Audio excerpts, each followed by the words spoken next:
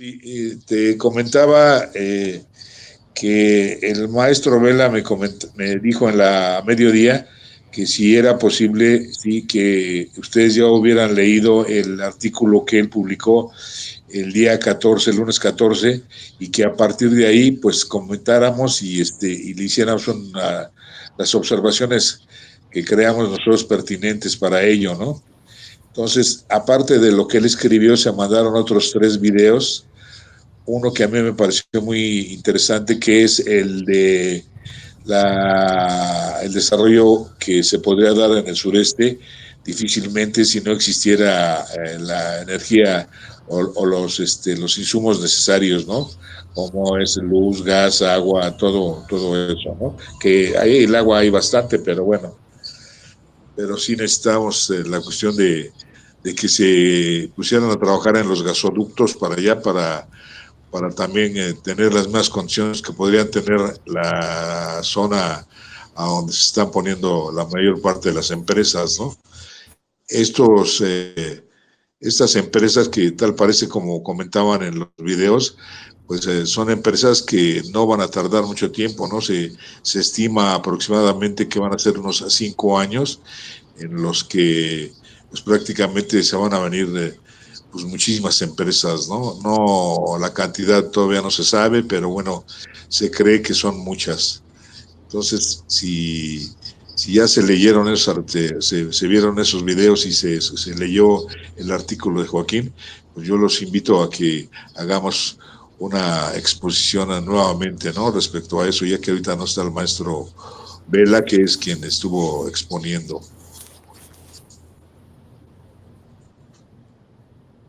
Los escucho, compañeros.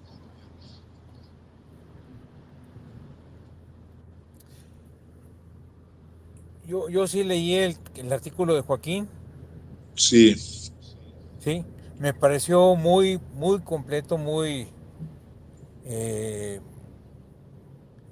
delineando muy bien cómo se estaba presentando el fenómeno del nearshoring, eh, como parte igual del juego de la geopolítica y de la, eh, ahora sí que no tanto por la eh, decisión de México, sino por las circunstancias internacionales que estaban llegando más capitales a México para sustituir a proveedores de otras regiones. Me parece que es un buen argumento y habría que analizar entre las preocupaciones de Joaquín lo que tiene que ver con cuál va a ser la participación de los nacionales en ese proceso. O sea, hasta ahorita simplemente, así que estamos flojitos y cooperando, ¿no? No sí, hemos hecho una estrategia no hemos diseñado una política que permita definir cuáles van a ser los beneficios que podemos desarrollar y en los que todos debemos estar convencidos y conscientes. Por ejemplo, yo decía la vez pasada que era muy importante que se establecieran los tecnológicos y los centros de estudio e investigación, que los muchachos tuvieran capacidad para incorporarse a esos procesos. No lo decía en términos de que simplemente van a ser buenos operadores o buenos desarrolladores de nuevos productos para las transnacionales, sino como parte de una estrategia en la que nosotros, con nuestra gente, con nuestra capacidad, seamos capaces de ayudar a incorporar esas tecnologías, pero a las empresas mexicanas. Ahora, Joaquín ya lo señaló, las empresas mexicanas se han caracterizado por ser muy rentistas, incapaces de invertir, incapaces de arriesgarse y la gran mayoría, no todas, pero sí hay un comportamiento demasiado apático, simplemente estar cobrando rentas muy altas y en su momento especular en contra de la sociedad. Entonces, Es importante y para mí creo que esto sería necesario agregarlo. Habría que considerar que el sector social de la economía debe de tomar un papel más activo, mucho más proactivo. O sea, México está administrado por el capital financiero, que fue el que puso las reformas que impulsaron Reagan y Thatcher en Europa y Estados Unidos, y que hoy este, finalmente predominaron de 1999, 1982, cuando empezó Salinas, 1988, perdón, cuando empezó Salinas, y hasta que se votó en contra de, del PRI en el 2018. Sin embargo, ni siquiera este gobierno tiene claro cómo va a impulsar una política, una estrategia de desarrollo propio. Y no tiene porque finalmente tiene que acomodarse o tiene que basarse en los capitales que están actuantes, que son los que tienen el control. Entonces, el problema está en que el sector social no ha considerado la posibilidad de empujar banderas más agresivas, no de agresividad, digo, más ambiciosas en términos de promover que el sector social de la economía se convierta en el sector hegemónico de la economía, que sea el sector social el que diga hacia dónde vamos y cómo vamos, ¿sí? Que sea el que establezca las reglas, que sea el que establezca las condiciones de promoción y de desarrollo. Obviamente esto tiene también muchas implicaciones. Estaba escuchando a Edgar hace rato, que si los pequeños productores se quejan del cobro de impuestos, bueno, un desarrollo diferente, encabezado por el sector social, implicaría también muchas responsabilidades y muchos compromisos. El sector social, para empezar, reconoce que la alimentación no es nada más para el autoconsumo. El sector social establece que el sector agropecuario debe producir para 120 millones de mexicanos. O sea, no nada más para tener su consumito ahí, su maicito a un lado de su casa, ¿no? Sino que la tierra, la que poseen los campesinos, debe ser para producir para todos. Y obviamente el sector industrial debe reconocer que debe tener capacidad de proveer de bienes y servicios a los campesinos para que ellos vivan también en condiciones de bienestar. Pero es un desarrollo en el que todos tenemos que poner y en el que el sector público se considera como subsidiario del desarrollo del sector social. Y obviamente si hay algún empresario, alguien que quiere participar en ese proceso, pues que participe, no hay problema, pero que no se considere como que debe ser el predominante. Por decir algo, en el transísmico se están poniendo a subasta los parques industriales que son que van a impulsar el desarrollo de esa región. Pero no se considera que los principales proveedores o aportantes en una subasta pueden ser los mismos poseedores de la tierra, que pueden poner el espacio terrestre en el que se van a instalar esos parques como parte de su aportación al capital de una empresa social, y que esa empresa social debe ser suficientemente productiva, suficientemente competitiva, aunque no les guste a algunos la palabra, como para decir a otros parques industriales privados, aquí el que venga a instalarse aquí va a conseguir los mejores servicios, la mejor calidad, y vamos a contribuir con mano de obra calificada, y vamos a tener además proyectos de desarrollo conurbado que permitan que quienes trabajan aquí realmente logren un nivel de bienestar y de desarrollo personal y social, pero que se reconozca que es parte del desarrollo social. No un beneficio particular, no un beneficio para unos cuantos, sino un beneficio conjunto. Entonces, el nearshoring puede ser una buena posibilidad si la sociedad en su conjunto se pone las pilas y empieza a hacer cosas. Si no, vamos a tener como resultado que van a seguir predominando las grandes empresas transnacionales, van a seguir predominando los capitales extranjeros, van a seguir poniéndonos la rodilla cuantas veces quieran. Y eso digo, que digo en este momento, eso implicaría, cuando digo que nos ponen la rodilla, pongo de ejemplo lo que ocurrió entre 1976 y 1990. En el 76 se logró el mayor poder adquisitivo del salario mínimo en México, y para 1990 ya había desaparecido ese logro. O sea, se había reducido a un 30% o menos del 30% del poder adquisitivo que se llegó a tener en 1976. Entonces, eso es lo que hacen los capitales financieros, eso es lo que hacen los capitales eh, que están ahorita muy dispuestos a explotar a México. Y más, o sea, estarían dispuestos a quedarse con las tierras de los campesinos, estarían dispuestos a quedarse con las áreas naturales protegidas, porque ellos traen proyecto y nosotros no tenemos proyecto. Entonces, ¿cómo vamos a hacer como país para obtener beneficios de nearshoring? Pues sí tenemos que discutir mucho.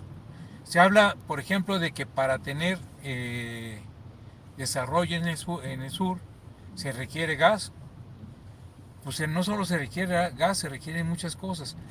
Pero nosotros acudimos o participamos en esa eh, discusión sin considerar, por ejemplo, que nos están ataque y ataque de que nosotros contaminamos más que los extranjeros, y hay programas de radio en los que los locutores se dedican a decir que México no está obedeciendo a la necesidad de reducir la quema de hidrocarburos, de combustibles fósiles, cuando en realidad lo que necesitamos es reconocer que sí estamos haciendo un trabajo muy importante y que estamos en el proceso de mejorarlo, pero todavía tenemos que hacer mucho más, y además tenemos que poner en discusión cuál es el papel de Estados Unidos, que critica a todos como consumidores de combustibles fósiles, y son los principales productores de gas, que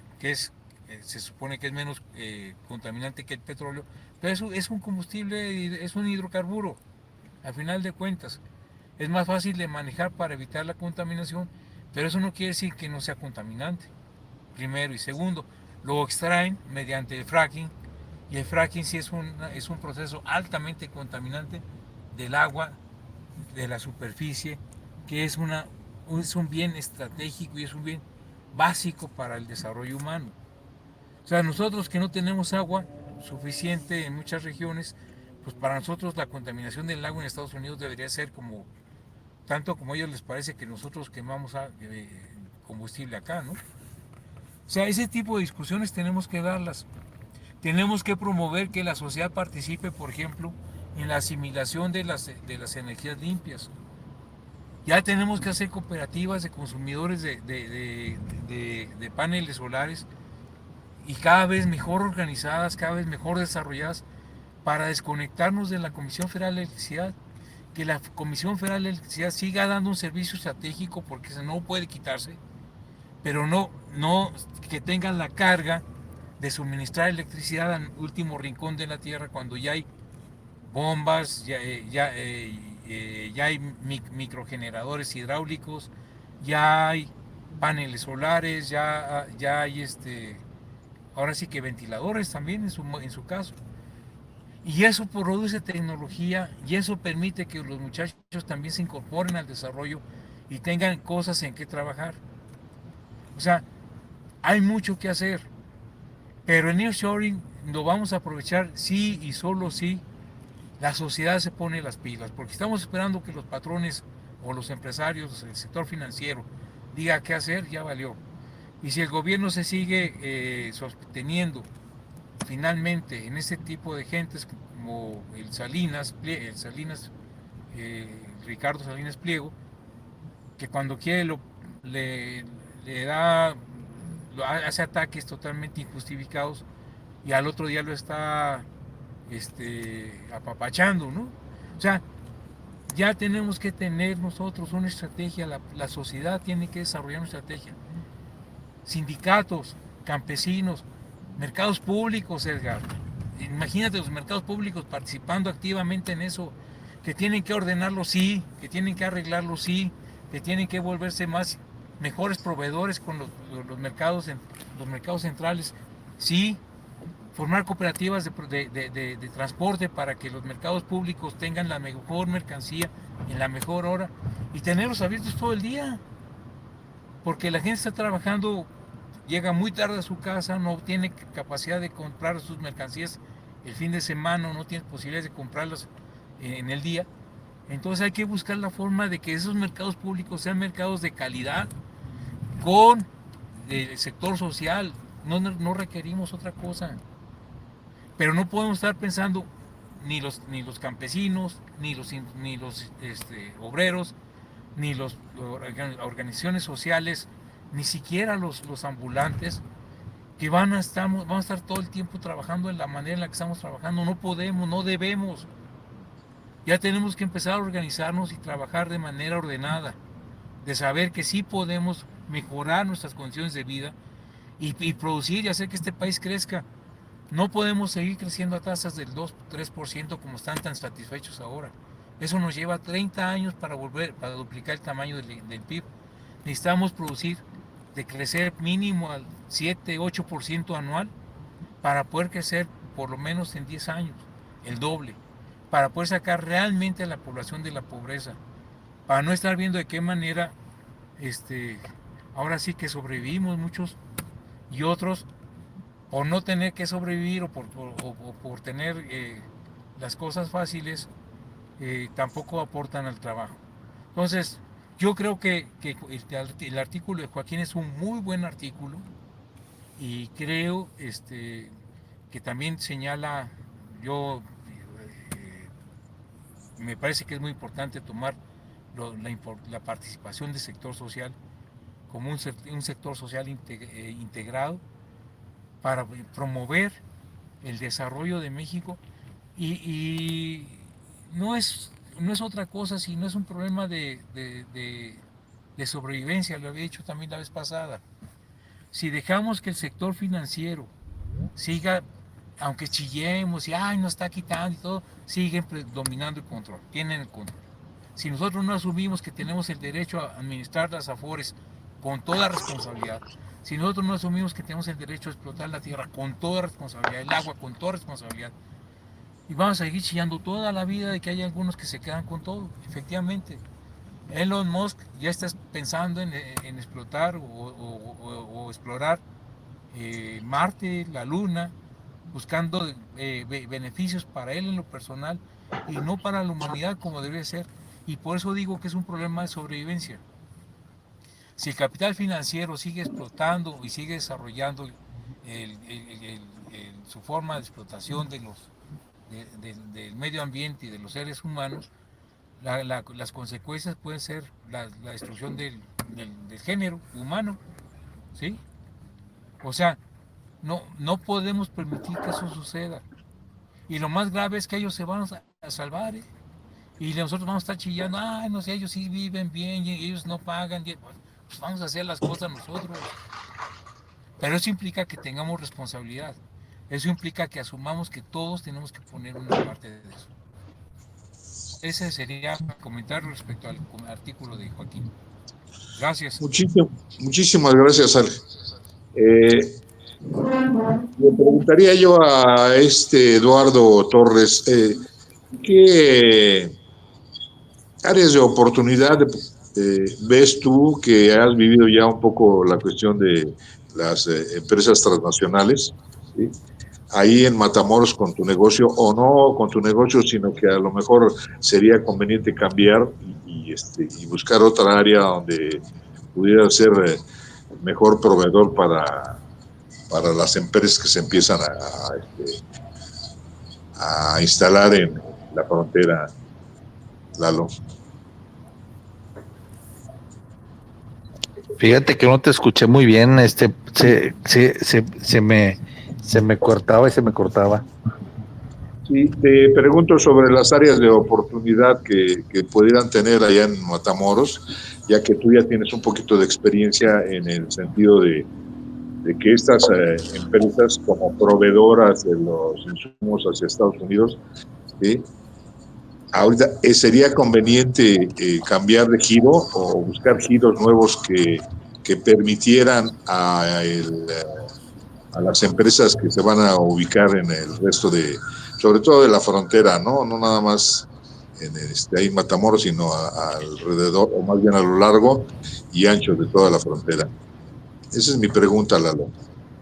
Pues es que fíjate, como que la economía no es que esté cambiando, sino que se está diversificando. Lo que Sí, tenemos, yo creo que en México es que ya cada vez se está haciendo más compleja la economía en el país, y eso es bueno, ¿verdad? Porque pues, se está diversificando. Hay más servicios, hay más industria, o sea, hasta en la misma, en la economía primaria, bueno, pues ya no solamente son los monocultivos de siempre, y hay muchos otros tipos de cultivo de exportación y que cuestiones hidropónicas y que riego por goteos, o sea, ya nuestra economía en general ya se está diversificando mucho y por lo tanto se está haciendo más compleja también, ¿verdad? Pero por ejemplo, aquí fíjate, aquí en Matamoros, pues sí, o sea, la cuestión de pues la maquila sigue siendo pues no sé, el 60-70% es la culpable del 60-70% del movimiento económico aquí en la región, ¿verdad? Pero, pues no sé, digo, por ejemplo, nunca se le dio valor por parte de los gobiernos, claro está, ¿verdad?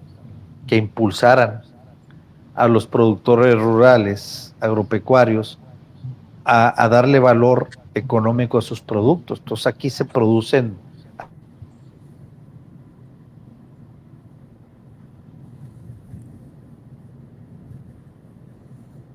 ya no te escuchamos, Lalo.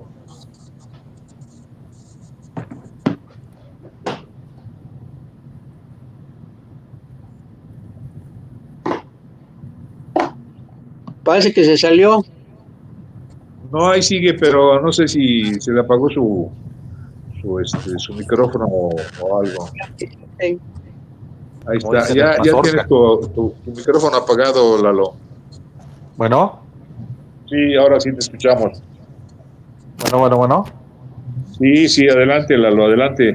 Ah, sí, te digo, entonces haz de cuenta que no se ha hecho eso, pero pues yo esperaría que se pudiera hacer apenas hace como 4 o 5 años. A ver, 1, 2, 3, como hace como apenas como 4 años.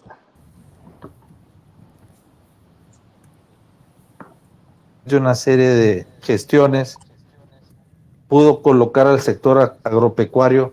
Fíjate nada más qué cosas. El sector agropecuario en Tamaulipas ya pasó a ser este sector prioritario. Fíjate nada más. No era sector prioritario, no lo sabíamos. Pensábamos que sí era, pues no era. Y era sector prioritario la maquila. Pero bueno, pues es como dice, ¿no? El mercado al final de cuentas se impone y hasta se pone en la cuestión educacional y pues todo, ¿no? Entonces, Sí. aquí, por ejemplo, con esto que se ha venido dando del desarrollo de unas plataformas de despegue de SpaceX, de Elon Musk, aquí al lado, aquí en Bronzeville, pues entonces haz de cuenta que la economía, ¡pum!, se da otra diversificada más, ¿no? Porque Sí. pues ya se está preparando gente para recibir turismo, ya de otro tipo distinto, muy distinto al que estábamos acostumbrados.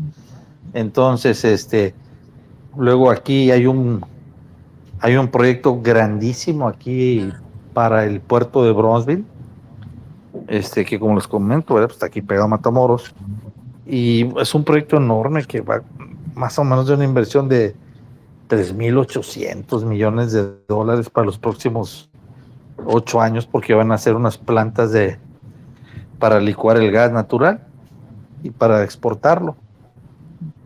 Entonces, ¿qué quiere decir? Pues que se empieza a ¿cómo se llama? A ver más diversidad, diversificación de la cuestión económica, ¿no? Pero en cuanto a aquí el tipo de maquila principalmente, o sea, hay mucho lo que son electropartes y autopartes, electro y autopartes, y algo también de industria química. Entonces, por ejemplo, aquí hay muchas micro y pequeñas empresas que se dedican que ofertan servicios o sea, que están en la actividad del sector de la metalmecánica. Aquí hay mucha micro y pequeña empresa que está en la metalmecánica, ofreciendo sus servicios, ya sean tornos, soldaduras especializadas, tornos especializados en ¿cómo se llama? Recubrimientos metálicos, sorteadoras, este, lógicamente agencias aduanales, transportistas, Lalo, nada más, tarimeros. perdón que te interrumpa, Lalo, nada más una pregunta. ¿Esas empresas son nacionales o son extranjeras? De las No, que no, hablas no, de la de soldadura y todo. no, todos estos que te digo son locales, de hecho. Ah, muy bien, sí. Estos son, eso es la proveeduría de la que Sí, tanto no, hemos hablado, eso es la proveeduría, ¿verdad? Al igual que pues, como te digo, agencias aduanales, transportistas, sí, no sé, tarimeros, los que venden, esto es en cuanto a empresas que producen ¿cómo se llama? Ahora sí que un producto, ¿verdad? O dan un servicio, pero también hay empresas, ¿cómo se llama? Comerciales que también están alrededor de esto, como por ejemplo los que venden, ¿cómo se llama? Artículos de seguridad e higiene, los que dan servicios, pues como te comento, como la maquila, como las agencias aduanales, lo que son transportes, lo que son los comedores industriales, lo que son los servicios de transporte personal. O sea, hay una gran gama de, ¿cómo se llama?, de servicios, de bienes y servicios alrededor pues de la industria, ¿no? ¿Puedo hacer una pregunta, Eduardo? Sí, sí, sí, sí, adelante. Es- Esa gente que tú estás hablando son los que están caracterizados como pymes, ¿no? Micro, pequeña y mediana empresa, principalmente. Ah, correcto, ¿eh? Entonces está bien, sí. Sí, sí, porque pues ellos son los que le dan servicio a las grandes empresas, ¿verdad? O servicio entre ellos mismos, pero aquí, o sea, el tractor fuerte es la maquila, la gran empresa, ¿verdad? Y vienen todos estos que son ¿cómo se llama? Los que soportan la proveeduría. Bueno, una parte de la proveeduría. De hecho, es una muy pequeña parte precisamente de la proveeduría. Muy pequeña parte.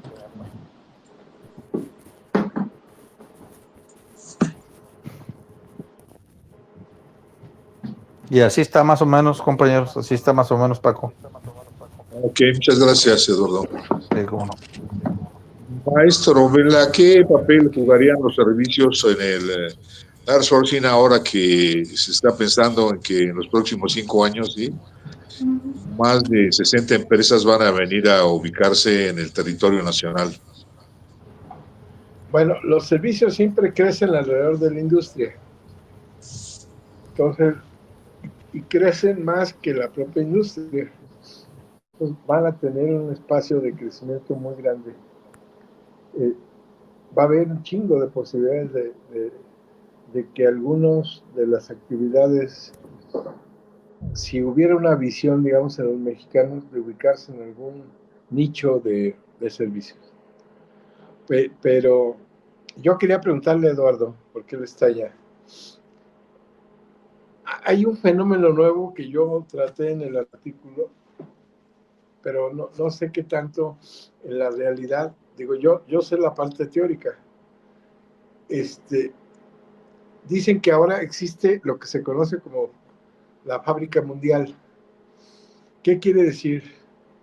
Que la Nissan produce coches en Aguascalientes, pero una parte de eso, digamos, la computadora del carro, la hacen en Taiwán, ¿no?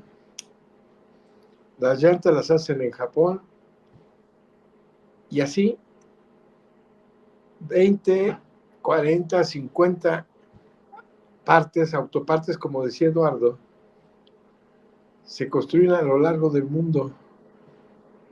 Lo importante para México es que a México también lo buscan para el armado final. ¿Por qué? Por la razón que siempre decimos, pues, porque aquí es más barato. Pero hay un proceso de división del trabajo que cada vez se hace mayor y que trae como consecuencia que muchas de esas maquiladoras que comentaba Lalo solamente hacen una partecita, ¿no? Pasa lo que Marx decía, que no les permitían a los obreros ver todo el proceso de producción, cómo se armaba, ¿no? Simplemente ellos hacen una parte y es lo que te toca, ¿no? Y en otro lugar del mundo hacen la otra parte y aquí llegan todas y al final aquí se arman, ¿no? Algo semejante debe pasar con las pantallas. En las pantallas yo creo que parte importante debe hacerse en México, pero otras partes ya las traen de otra parte, ¿no? Seguramente de Asia. Bueno, ahora con lo del nearshoring, es que todas esas partes quieren que se produzcan acá, para tenerla cerca, para abaratar costos ellos, porque ya no van a tener que traer muchas partes del mundo, sino que muchas de esas partes de la mercancía mundial, digamos, de la fábrica mundial, que todas estuvieran acá en México, ¿no? Y eso trae como consecuencia, pues, una importancia que sí tenemos que valorar de la cantidad de capitales que van a llegar y cómo aprovechar, digamos, ese hecho, ¿no? Junto con ello van a crecer los servicios que tú preguntabas, Paco, porque los servicios siempre están alrededor de la industria, son necesarios, ¿no? O sea, pueden ser improductivos, pero son necesarios y son una condición, digamos, para que todo esto se pueda desarrollar, el transporte, el comercio, etcétera, etcétera, etcétera, ¿no? Eso sería, Paco. Sí, gracias, Joaquín. ¿Algún otro comentario, compañeros? Sergio, adelante, adelante, Eduardo. Sí, nada más sí me quería hacer nada más ¿cómo se llama? Un comentario al respecto. Y es aclarar algo que yo creo que a lo mejor se nos ha pasado un poquito de vista o no lo hemos tomado en cuenta con esto de la relocalización de las empresas, ¿verdad? Que como que la relocalización viene o sea, son causas. El asunto es cuáles son las causas. O sea, ¿cuál es la causa? Entonces, pues se dice que por lo que pasó de la pandemia, entonces hubo cuellos de botella y graves destrozos en las vías de comunicación y en las cadenas de suministros y todo eso, pues por eso pues ya no conviene que estén tan lejos los abastos, sino hacerlo lo más cercano posible. Y hay varias cuestiones, pero recordemos también que cuando Trump llega a la presidencia de Estados Unidos, entonces él venía muy fuerte para tumbarlo el TLC o meterle cambios rotundos, ¿verdad? Y empieza a negociar los cambios con Peña Nieto de salida y de entrada, cuando todavía era presidente electo, no en funciones, electo López Obrador, se negocia el nuevo Tratado de Libre Comercio, que ahora se llama TEMEC, y una de las características que le imprimieron a este nuevo tratado es en lo relativo a las plantas armadoras, ¿verdad? Todo lo que era la industria automotriz. Y en la industria automotriz, una de las características es que se elevaba el componente nacional. Bueno, en este caso era el componente de Norteamérica. Regional. Eso se ¿Perdón? llama componente regional. El componente regional es correcto. Entonces, ese componente regional se aumenta. Entonces, no recuerdo cuáles eran los porcentajes, pero si antes el componente mínimo regional, es un ejemplo, era el 50%, pues ahora lo ponen al 70%. ¿Qué sucede con eso? Que cuando nosotros hacemos una exportación, el paso 1 para hacer una exportación de México, en este caso a Estados Unidos o a Canadá, es nuestro componente, ¿cómo se llama? En este caso nacional.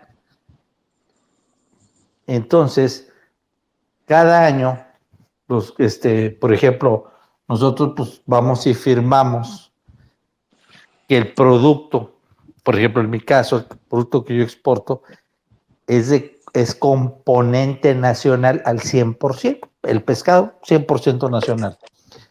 ¿Eso qué sucede? Que me exenta del pago de impuestos en Estados Unidos porque somos socios comerciales. Entonces hay mínimos requeridos para las exportaciones. Entonces en Estados Unidos elevan ese mínimo requerido de componente regional para que ese producto, ese bien, sea considerado para no pagar esos impuestos en la operación de exportación hacia Estados Unidos. Luego entonces, toda esta relocalización se viene dando desde antes de los problemas del abasto por las cadenas de abasto y suministros de materias primas. Se viene dando desde antes. Entonces, por eso pues, son muchas empresas que chinas, que taiwaneses. ¿Por qué? Pues porque ellos eran muchos de los que estaban produciéndoles, ¿cómo se llama?, para las plantas armadoras. Bueno, pues ahora ya tienen que estar físicamente en México, en Estados Unidos o en Canadá. Entonces, esa es una de las causas, esa fue la primera causa, y principalmente en materia automotriz. Por eso nosotros hemos estado viendo que en materia automotriz están llegando muchos proveedores de las armadoras, pero no por la cuestión de los problemas que hubo en las cadenas de suministros, sino por cumplir con lo mandatado en el TEMEC. Tan es así que, por ejemplo, Ternium, que es una empresa, una enorme empresa siderúrgica que está en Monterrey, tenía un proyecto de expansión y tenía consideradas 2 o 3 lugares de Estados Unidos y también 2 lugares en México. Al final quedó, ¿cómo se llama? Decidió quedarse en Monterrey. ¿Pero por qué? Porque entonces ellos, como les están abasteciendo a las armadoras, y ahora con esto, con estos nuevos límites de las, ¿cómo se llama?, de los mínimos regionales, del componente regional, pues ahora le van a abastecer a más armadoras y su porcentaje y su volumen de ventas va a crecer. Es por eso. Entonces, lo que estamos viviendo, pues es eso. O sea, ahora sí que gracias a Trump, como no queriendo, ahí hay que echarle luego un telefonazo para dar las gracias. Bueno, les cuento. A ver, Paco. Sí, Joaquín, adelante.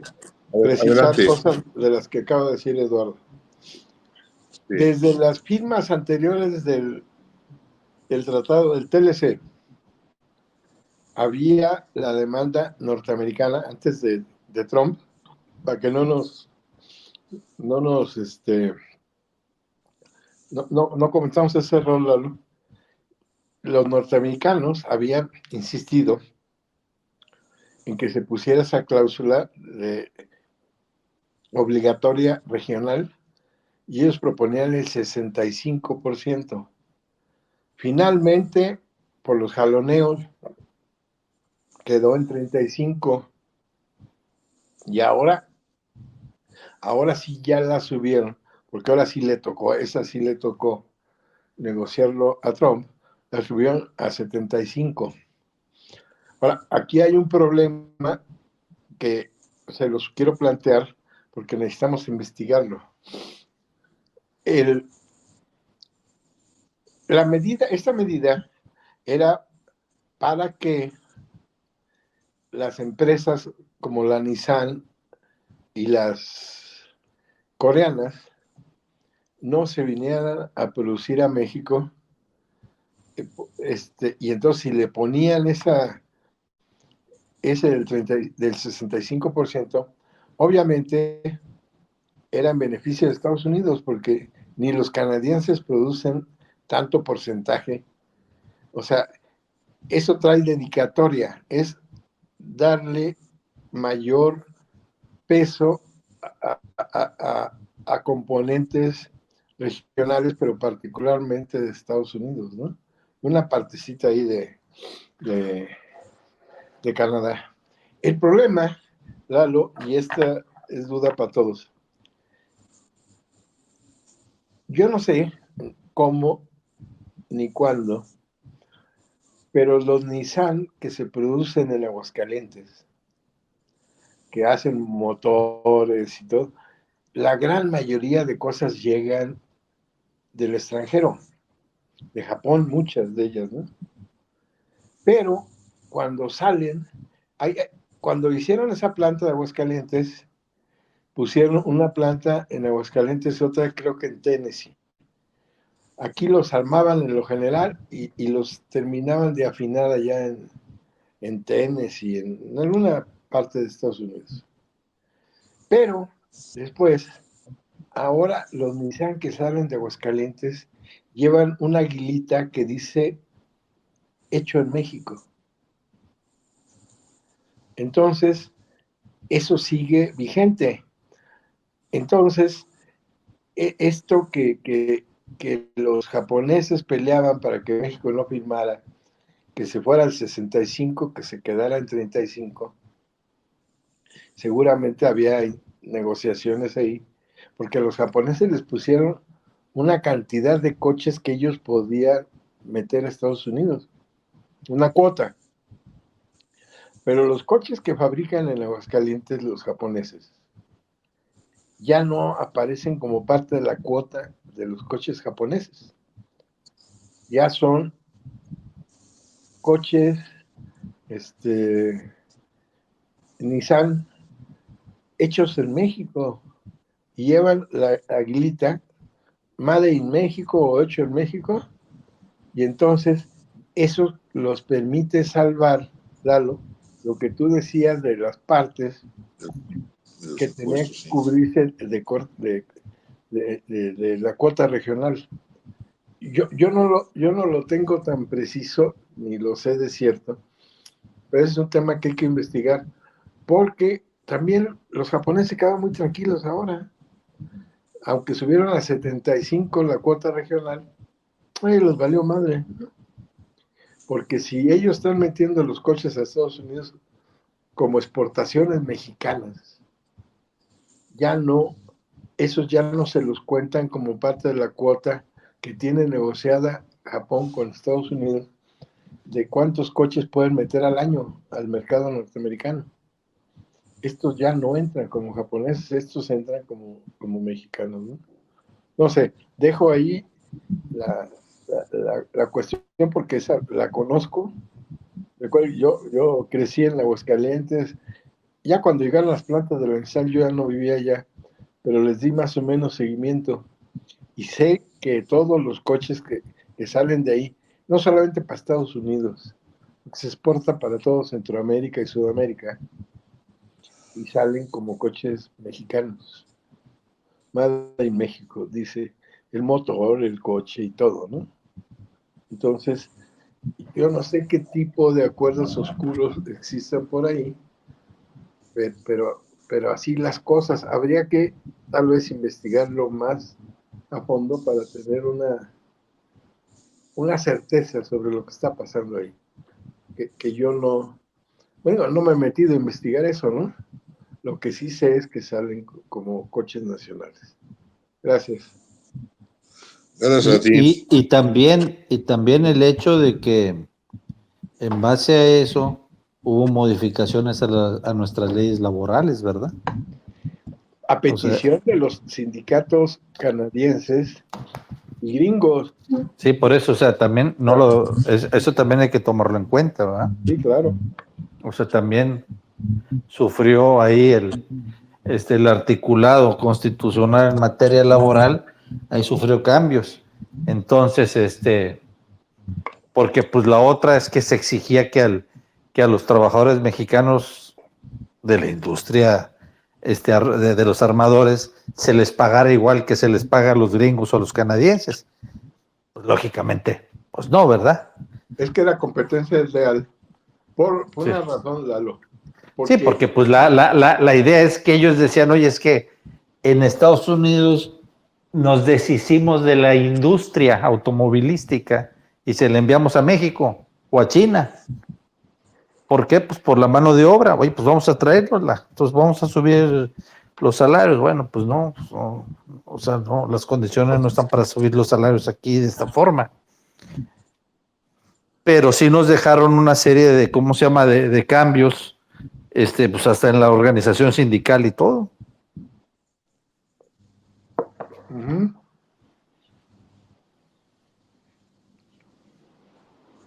Bueno, pues esa es parte de la relocalización. Por una razón, Lalo. Porque los trabajadores mexicanos, los de Nissan, cobran, no sé, como $3.50 por jornada. De allá les pagan 25, 26, ¿no? 25 en Estados Unidos y 26 en Canadá. Pero los estándares de calidad son los mismos. O sea, un obrero de México tiene que sacar esa unidad con todos los estándares de calidad mundial. También los gringos.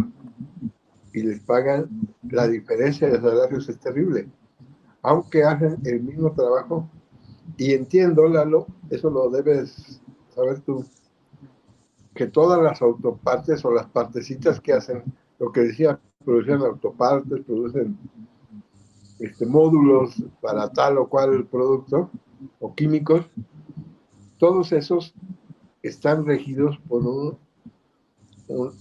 un nivel de calidad que las de Matamoros, las de Reynosa y las fábricas de Japón tienen que cubrir el mismo requisito de calidad. Y en México los cumple, pero les pagan menos. Por eso decía, en el artículo que saqué esta semana, el título le puse empleados calificados y mano de obra barata. O sea, sí tenemos la calificación, nuestros trabajadores mexicanos producen esas partes del capitalismo mundial que luego las juntan para armarlas, pero todas las producimos al nivel de calidad mundial requerido y los salarios no son eso. Claro, y pues de hecho se tienen que dar en ese marco de calidad, porque pues si un carro, por ejemplo, la Nissan, viene y lo venden en Texas, pues tiene que darse la misma garantía que un carro que se hace, no sé, en California. O sea, las garantías son las mismas. Luego entonces tiene que tener las mismas regulaciones y la misma calidad. Así a nivel mundial. Así es. Pero el asunto que la economía de Estados Unidos, claro que puede pagar, como usted dice, $25 la hora, pero la economía mexicana no puede pagar $25 la hora. Pero son las mismas empresas, Lalo. No, sí, pero a ver, pague eso. No, pues ¿Y qué va a pasar? ¿Y qué va a pasar con todo con todo el, ¿cómo se llama? El espectro laboral en el país. Pues No, y en el ahorita, costo del automóvil, el costo del no, automóvil no, no, también no, va. no. Sí, sí, o sea, claro, el costo del automóvil en Estados Unidos se les va a hacer, pero dificilísimo. Pero Claro. aquí, vamos a suponer, oye, yo soy un obrero, trabajo ahí en la Nissan, en Aguascalientes, y me pagan 500 pesos la hora. Ah, la hora. Por 8 son 4,000 pesos el día. Ah, oye, qué bien. Oye, pues fíjate que yo trabajo en una quesería, ahí mismo, en Aguascalientes, y me pagan 200 pesos el día. ¿Qué Claro, pasó? ¿Cómo le vamos a hacer ahí? eso se llama gentrificación. Y Pues eso sí, pasa. Le sí, pasó. pero salieron de la misma escuela primaria los dos pelados, y de la secundaria y la prepa, y hasta la mejor, hasta de la carrera técnica. ¿Sabes dónde pasó eso? En Tabasco, cuando llegó Pemex, y los que trabajaban en Pemex ganaban chingo. Y todos los que vivían a los alrededores fueron expulsados de sus casas porque estos pagaban mejores rentas. Y bueno, se produjo ese problema. ¿Mm? Por eso, entonces, ya no fue una bendición, ya se generó un problema social ahí. O sea, por eso no se pueden pagar aquí salarios de ese pelo, pues ¿cómo? O sea, cuando se lo pedía el gobierno americano al mexicano, pues el mexicano no lo podía aceptar, pero no porque qué malos, no, sino simple y sencillamente que no están las condiciones socioeconómicas en el país para hacer eso. Pues entonces todas las demás empresas se quedan sin trabajadores. Así les ocurrió ahí con todos los textileros, profe, ahí en Aguascalientes. Claro. Sí. No, y el problema es que no lo iba a absorber la industria automotriz a todo el personal o a todas las personas que deseaban entrar a trabajar y dejar acéfalo los demás terrenos de la economía, ¿no? Por eso, pero ya generaste un problemón social. Sí, sí, claro. El problemón ya te lo aventaste enorme. Ahora, ¿cómo le vas a hacer para igualar a la gran masa de trabajadora en el país? Pues, ¿cómo lo vas a hacer? ¿Tú qué opinas de eso, Alejandro Castillo? Ya se salió, fíjate. Qué mala onda. Se salió, porque venía manejando. Yo creo que llegó a algún lugar y eso, y ya se le perdió su sonido y su imagen. Porque Alejandro es muy bueno para trasladar las cosas teóricas a la práctica, ¿no? Sí. Sí, pero fíjense, compañeros, realmente ese es el problema. Por ejemplo, ahorita, ¿cuál va a ser el problema con toda como es en la relocalización? Oye, pues según esto, los últimos datos que está dando el INEGI de la población económicamente activa empleada, oye, pues son bajísimos, o sea, hay muchísima gente empleada. O sea, pues yo creo que ahorita los que no están empleados son los que tienen alguna discapacidad y de plano el flojonazo, el baquetón que no se quiere mover, pero pues todos los demás están empleados. Sí, A cualquier parte del país que uno vaya, a cualquier parte del país que uno vaya, ahí está afuera un cartelón. Solicito gente, solicito personal, a cualquier parte del país. Ahí se solicita personal para 1000 actividades diferentes. Entonces, ¿qué va a pasar? ¿Van a seguir llegando empresas? Pero, o sea, vamos a suponer, llegan empresas al Congo que por el cobalto, llegan empresas a Guyana por el oro. Aquí vienen por el personal. Esa es la mina de oro, el personal, la población económicamente activa. ¿Qué va a pasar? Pues se los va a encarecer. Se está encareciendo y encareciendo y encareciendo. Entonces todo el mundo va a decir, no, pues qué bueno, de eso se trata. Pues sí, pero ¿hasta cuándo se va a tratar de eso? Porque entonces, ¿quién es el afectado? La industria nacional. el micro, pequeño y mediano empresario y comerciante nacional, ese es el afectado. La gran empresa, esa y menos internacional, esos no son afectados, esos son los beneficiados. Pero nosotros somos los afectados. Ahí es donde está el problema.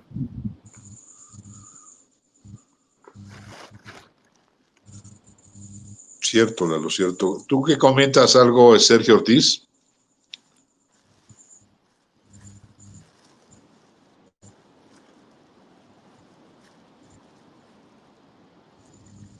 ¿Sí me escuchaste, Sergio?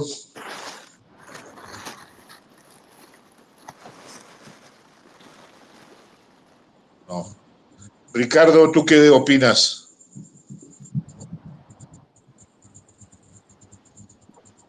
Hola, buenas noches, compañeros. No, pues en realidad, apenas me estoy informando del tema. Preferiría en esta ocasión escuchar. Ricardo, subió Joaquín y yo subí unos videos sobre el air sourcing para ver si los puedes ver o más bien unos escuchar y los otros leer para que te enteres. Es un tema muy interesante. Estamos hablando de o sea, del cambio que se está dando a nivel mundial, ¿no? De la economía. Del nearshoring. Sí, claro que sí. De hecho, sí, es una muy, muy interesante y comercial. Entonces, los estaré revisando.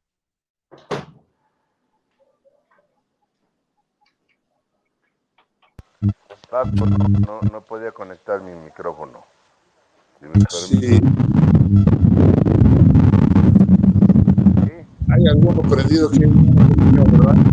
Lo apago. A ver si interrupción. Bueno, mira, todos los comentarios que ha hecho Joaquín, Eduardo, y sobre los documentos, ¿no? Yo lo único que sigo insistiendo es que 40 años, en primera, en el salario 40 años de atraso. 40 años fueron más del 80 y tantos por ciento que, que, que prácticamente el salario se fue de valor. La segunda, bueno, pues es que al entrar el neoliberalismo, los tecnócratas a los gobiernos, pues vieron el beneficio nada más de las empresas. Es por eso que, pues lógicamente, tanto los trabajadores como el salario, pues no se vio reflejado. Hoy con los del TEMEC, hoy con las presiones de los sindicatos o de las organizaciones sindicales de Canadá, de Estados Unidos, pues presionan para que aquí en México también haya buenos salarios, ¿no? Prácticamente. No puede aventarse una tirada, o se ha aventado el gobierno ahorita actual, una tirada de decir, pues vamos a subir al 100% para igualarlos, ¿no? Porque digo, pues, los empresarios no tan fácil van a seguir, sí, bueno, pues sí los vamos a aumentar, ¿no? Para que se igualen. Ellos van a seguir poniendo trabas para poder mantener su estatus de riqueza. Ahora, lo que sí hace falta en el país es en realidad las reindustrialice el país, porque pues hace de los 80 o para atrás, 80 al 81, pues la verdad teníamos una buena industria, blogs, se fabricaban tornillos, se fabricaban un montón de cosas para autopartes, ¿no? Todo lo de los carros se fabricaban aquí, ¿no? La Ford, la Chevrolet que estaban aquí en México, pues todo se fabricaba aquí prácticamente en los mismos talleres de ellos, ¿no? No vamos a ahí, en Ciudad Sagún, ahí se fabricaban todos los camiones de la DINA, se fabricaban después los trenes del metro y vamos, muy poca refacción se traía ya de Francia, ¿no? Los primeros trenes que trajeron de Francia, pues sí, posiblemente se empezaron a hacer el 73A, el 73B, el 79, ¿no? Sí, tecnologías extranjeras, sí, claro, japonesa, pero se fabricaba todo aquí. Y todo se acabó con las privatizaciones. Entonces, para qué le andamos buscando, ¿no? Como dice mi cuate, el Toño, ¿para qué le buscamos chichis a las lagartijas, ¿no? Pues sí, todo eso en las privatizaciones se acabó, no fabricamos nada, somos un país de servicio y luego aparte de eso, pues lógico, pues como somos de servicio, pues los salarios son bajos. ¿No? Entonces, si realmente los gobiernos progresistas o el gobierno progresista, que no creo ahorita, con la apertura en el sureste de todo lo que se va a hacer, porque pues antes era nada más el norte era lo que mantenía todo lo que es la empresa y todo, y el sur pues todos hoy esperemos que se abra un poco más, pero aparte de que el mexicano debe de comer bien también por alimentaria, pues tener buenos salarios, ¿no? Buenos que se fabrique todo. Oye, deberíamos de buscar una manera de que, pues si hace falta, no se fabrica a lo mejor cierto tipo de tornillo o X loto, pues aguantaría el ¿no? Y empezar a vender eso. Pero bueno, pues no hay lana, ¿no? No hay lana, eso es lo principal. Entonces, ese es mi comentario porque en realidad pues, deberíamos de empezarle a ver más. Gracias, buenas noches a todos. Gracias a ti, Sergio. Ya se integró nuevamente Alejandro Castillo. ¿Le ibas a hacer un comentario, Joaquín?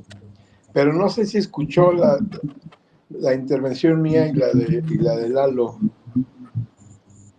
Alejandro, No, No pude escuchar, me quedé sin señal a ver, un buen rato. te lo digo rápidamente. Sí, Los trabajadores de la industria automotriz mexicana se ven obligados, y todos los de las maquiladoras, a producir a niveles de calidad mundial. Pero, aunque produces al nivel mundial como los coches, los salarios en México son más bajos que en Estados Unidos y en Canadá, ¿no? Entonces, los gringos querían que esas ventajas, ¿cómo se llaman? Competencias desleales, los sacaban a ellos de la jugada, y entonces querían obligar a que México también pagara, bueno, las mismas empresas pagaran acá. Dice Lalo, y pues quería que comentaras algo, dice Lalo que eso le da en la madre a la industria nacional porque generaría lo mismo que pasó en Pemex. ¿Te acuerdas allá cuando empezó la producción en gran escala en Pemex? Llegaban los empleados de Pemex y rentaban las mejores casas y consumían y ponían la vara muy alta para los productores locales. Entonces, que hacer eso, decía Lalo, traería consecuencias negativas para el país porque todos los pequeños y medianos productores obviamente no podrían mantener un ritmo de pago de salarios así como los de las grandes empresas maquiladoras, ¿no?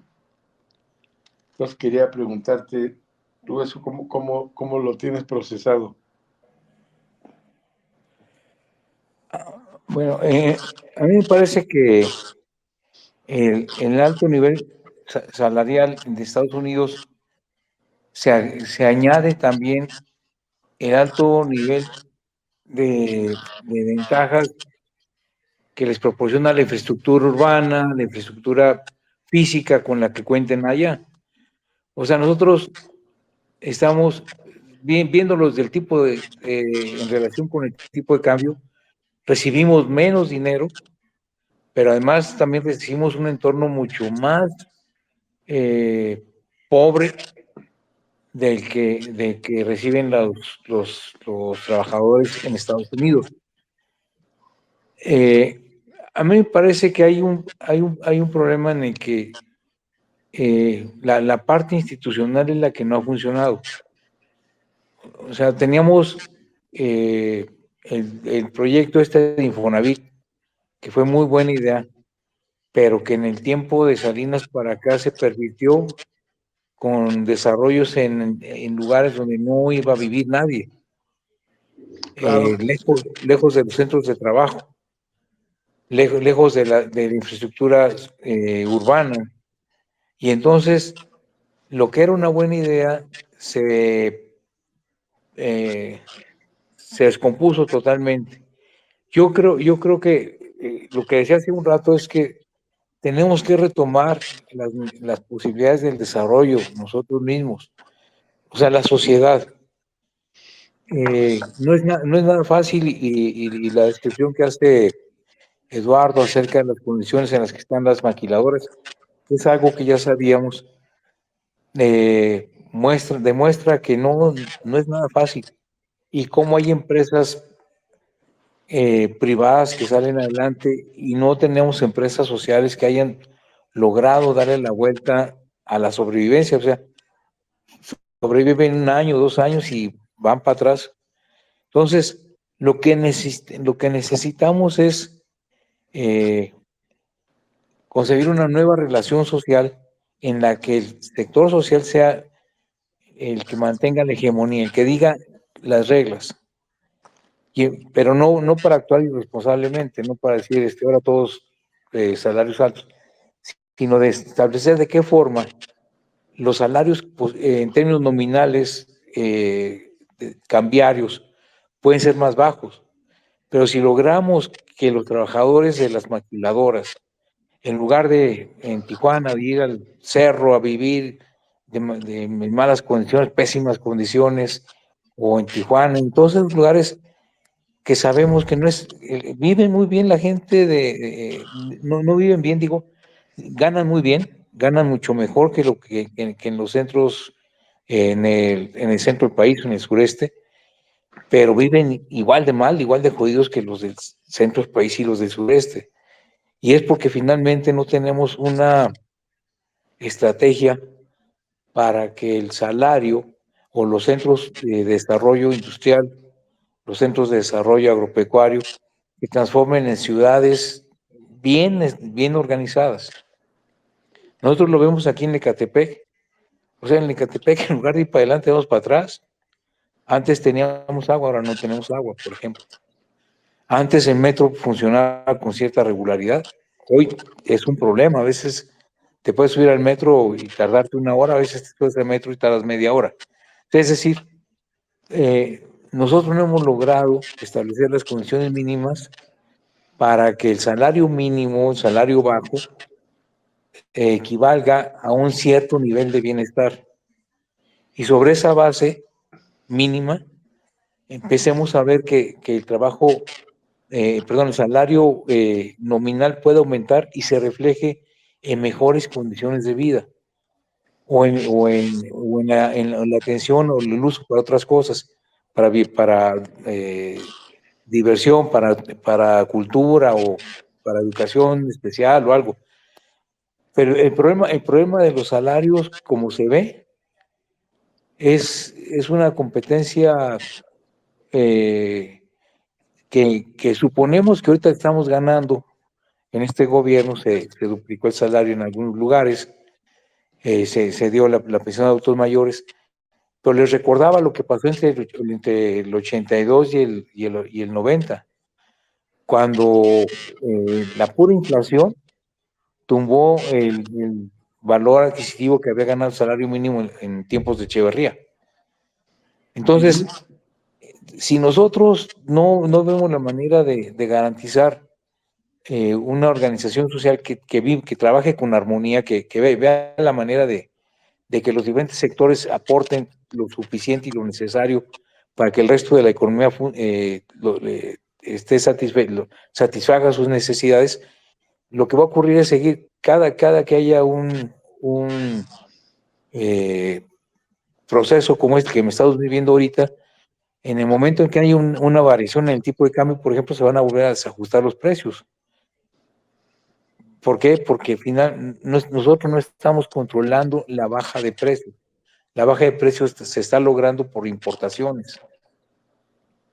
Y entonces, en lugar de decir, bueno, ¿cómo vamos a resolver no estar importando y cómo vamos a resolver que esto no ocurra? Lo que tenemos que hacer es, el único que puede, el sujeto que puede tomar las riendas de las situaciones es la sociedad. Ahora, no puede, pues, porque está desorganizada, porque la desorganizaron, porque permitimos que nos desorganizaran, porque hay algunos incentivos para no organizarse, pues tenemos que buscar la forma de lograrlo.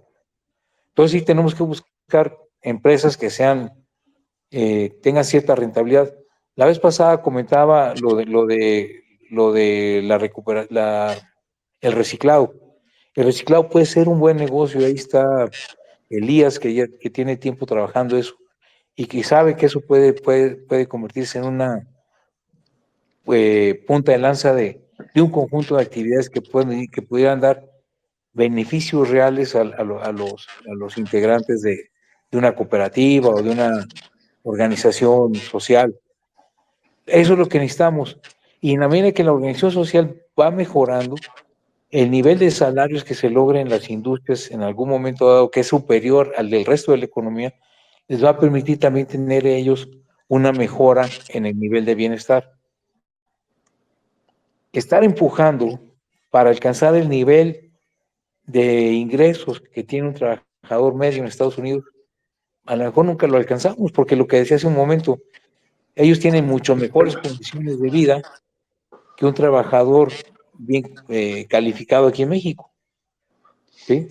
Aunque vive en una zona relativamente de ingresos medios, tiene que enfrentar el problema del transporte, el problema de inseguridad, el problema de la falta de electricidad a veces, falta de agua, etcétera. Eso no lo tienen los trabajadores green en Estados Unidos. Pero entonces, ¿qué tenemos que hacer? Pues mejorar nuestras condiciones urbanas, las condiciones de trabajo, y ver de qué forma podemos ir cambiando cosas. Ahorita tenemos que vienen las campañas, pues hay que ver de qué manera exigimos que de ciertos servicios no pierdan importancia. Por ejemplo, el metro tiene que ser de primera ya.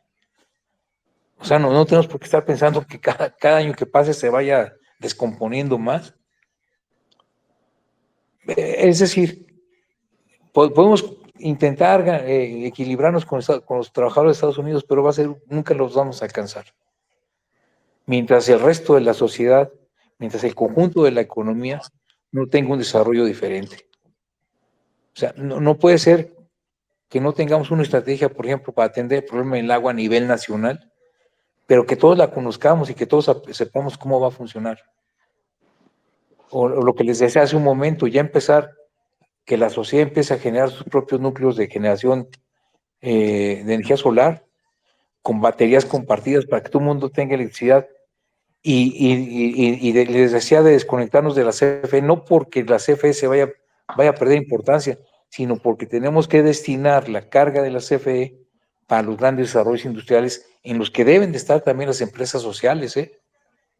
No se trata de alimentar las transnacionales.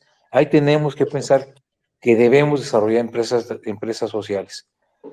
Ya no sé si ya había comentado, por ejemplo, el gobierno está gastando un dineral en la red de fibra óptica a nivel nacional y no hay nadie que la aproveche porque no hay quien atienda la conexión de la red nacional a los domicilios, a los lugares donde están los consumidores. Y tenemos telefonistas que podrían hacer eso, pero no hace ningún intento de mejorar la posibilidad de contribuir a que la gente tenga internet en sus casas, ¿no?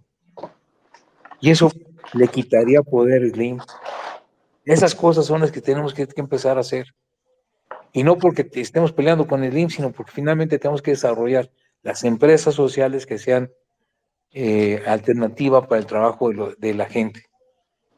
Y sí, implican trabajo. Eduardo lo puede saber cuántas horas al día trabaja, debe trabajar muchísimo para tener su empresa caminando. Pues también los trabajadores tenemos que, los empleados, los obreros, o sea, busquemos la manera de que se respeten los horarios, pero que también sepamos en la medida en que haya empresas sociales que estén requiriendo un compromiso especial, un esfuerzo especial, metámosle. Ahí se va la crítica a los electricistas y a los petroleros, ¿no? Ellos están bien conchas, cobre y cobre, y el resto de la gente, el 50% de la población económicamente activa en el país está en la calle. Entonces, si nos fijamos solo en el salario del obrero inmediato, a lo mejor perdemos la competencia, y no solo eso, sino que perdemos la posibilidad de hacer que ese ingreso que se pueda generar en los centros industriales propiciados por nearshoring beneficien al conjunto de la sociedad y no solo unos cuantos. Y es, por ejemplo, ahí donde luchas como las de los zapatistas, que son muy loables, si no se convierten en un núcleo de atención a los problemas nacionales o a la búsqueda de los problemas nacionales, pues ya se pueden quedar produciendo muy contentos para su autoconsumo, les decía hace un momento.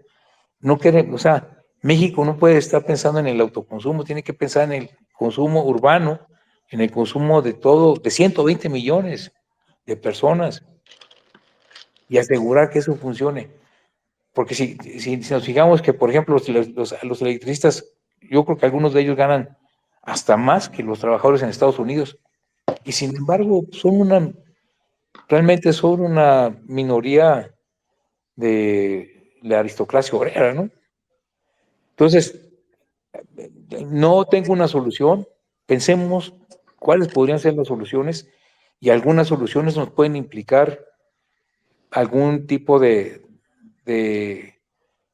conclusión diferente a la que hemos manejado como parte del movimiento social durante los últimos 40 años, en el sentido de que hay que arrebatar, aumentar, ir aumentando cada vez mayores salarios, aunque lleguemos a la quiebra a las empresas.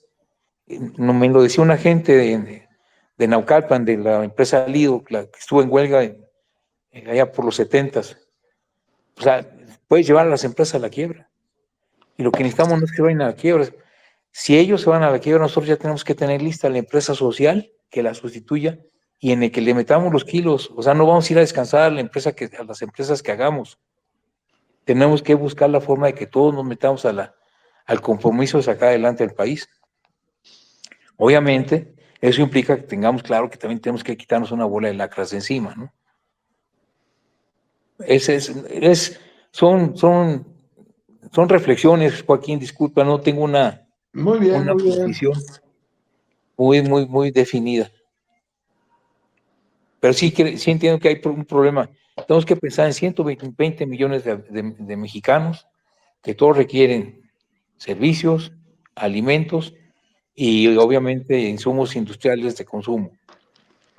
Pues pensemos de esa manera y pensemos en un transporte público que sea de muy alta calidad para que pueda competir con los coches de gasolina, una serie de cosas que pues, debemos ir haciendo y debemos de apurarnos porque las cosas se ponen cada vez más canijas. Gracias, Joaquín, gracias a todos. No, gracias. Gracias, Alejandro. Gracias a ti, Alex. Sí.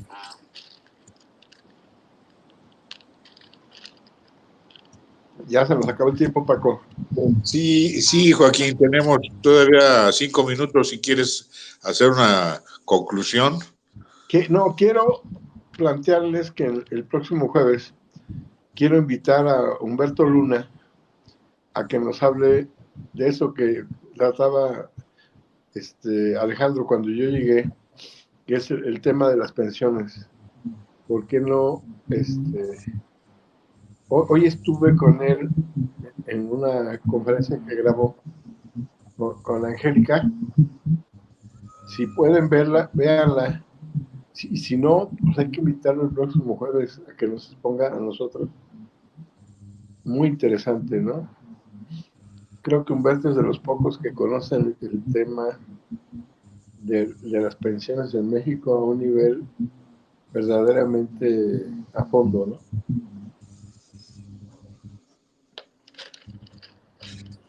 Pero no sé, es propuesta. Sí, no, muy bien, me parece muy bien. Me parece muy bien, es un tema muy interesante. Sobre todo para los que estamos pensionados, ¿no? Uh-huh. Para todos. Sí. Porque los nuevos, los primeros que cumplieron 30 años con la reforma salista del 97,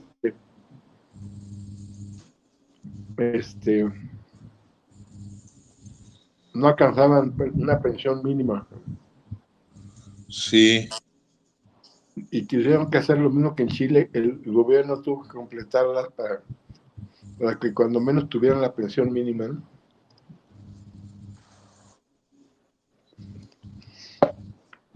Analizar lo de las sumas y salarios mínimos, que nadie vigila a las afores, ya están haciendo un robadero de dinero. Es decir, hay muchos temas interesantes que él tiene muy claros, ¿no? Yo les quisiera proponer que lo invitáramos, ¿no? Sí, adelante, Joaquín. Claro. Muy bien. Sí.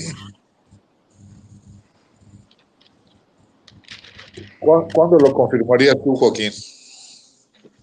Pues hoy estuve con él toda la tarde, pero mañana le hablo temprano, ¿no? Sí.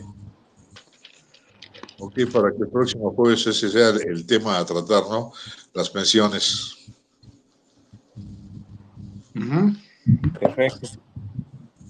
Pues ok, compañeros, se nos terminó el tiempo. Les agradezco mucho sus aportaciones y nos estaremos viendo el próximo jueves. Buenas noches. Muchas gracias a todos. Buenas noches. Gracias, buenas noches. Que estén bien. Igualmente, gracias.